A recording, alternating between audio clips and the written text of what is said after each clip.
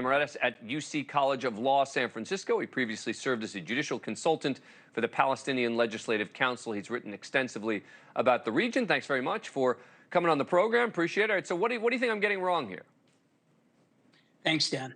Well, I totally agree with you and with the critics of the BBC that words matter.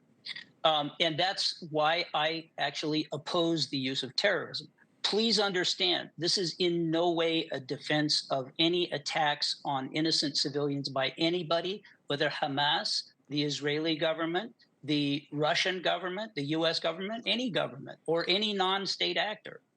Acts of violence against non-combatants are war crimes, pure and simple, okay? But the use of the word terrorism has other implications. It is a term which has no accepted legal nor social scientific meaning. It is usually used subjectively for violence that I don't like or that the speaker disapproves of. And it is meant to evoke emotion, moral indignation. It therefore sheds heat, but not light. So that's why I think, yeah. Is the definition I just laid out wrong, though? I mean, these acts were clearly committed to instill fear. You'd agree with that, right? The definition that you put up was actually pretty close to a definition that was proposed by UN General Secretary Kofi Annan in 2005 when a convention was held to discuss possible. So let's agree on that definition. Terrorism. But by that definition, isn't it clear that that's what this is? I mean, what about Al-Qaeda or Boko Haram? Can we call Al-Qaeda terrorists? Well, listen, before we go there, Dan, let's understand that the governments that opposed Kofi Annan's definition of terrorism were Western governments. Okay, let's not get into Kofi Annan in 2005. Let's talk about today and the definition I just laid out from the dictionary. Okay.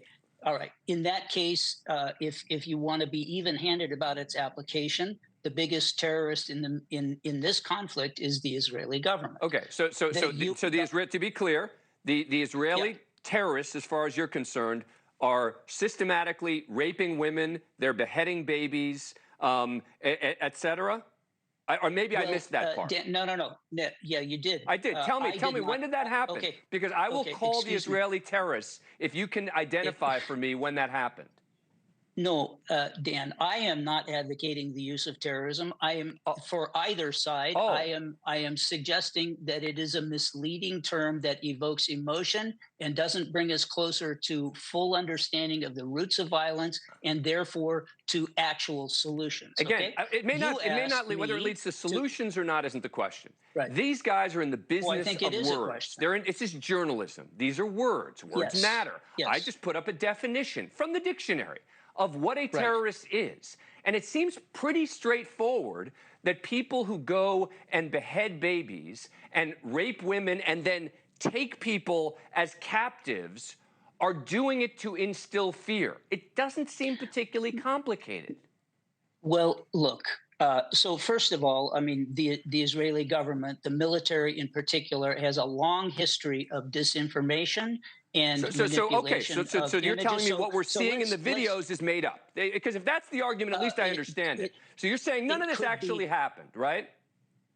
Well, some of it definitely happened. What exactly happened will have to be investigated, and it will become clear. And then if it turns out that it's right, hang on, let me ask you this. If it turns out that what we heard is right, will you then be able to say, okay, I can now appreciate the fact that it was terrorism? I will look. You know, you're trying to get me to use a particular term that I've told you I object to for particular reasons. But if you ask me whether I think any of that behavior is acceptable, legal under international law, the clear answer is no. So I condemn it. Yeah, all right. If it occurred, I condemn it. Clearly. Yeah, but that's a separate question. Again, condemning it. It is a separate question. Yeah, it is, because I think that this is one of the easiest cases, right? There are not that many cases, because I agree with you. There are times when people use the term terrorist and they're just sort of throwing it out there and trying to put a label. This isn't hard. Boko Haram isn't hard. Al-Qaeda isn't hard. These are easy cases. Hard?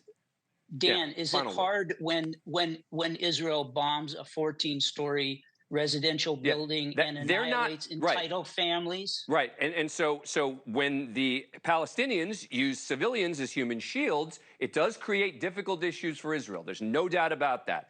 Difficult questions have to be asked. And you know what? This is going to be an ugly response that no one's going to be happy about. But it doesn't change the reality that the terror that was instilled here is totally different from anything that Israel does. But we will leave it at that. Yeah. George Bisharat, it's a good conversation. It's an important one. And thank you for coming on the show. Thank you. Thank you for watching.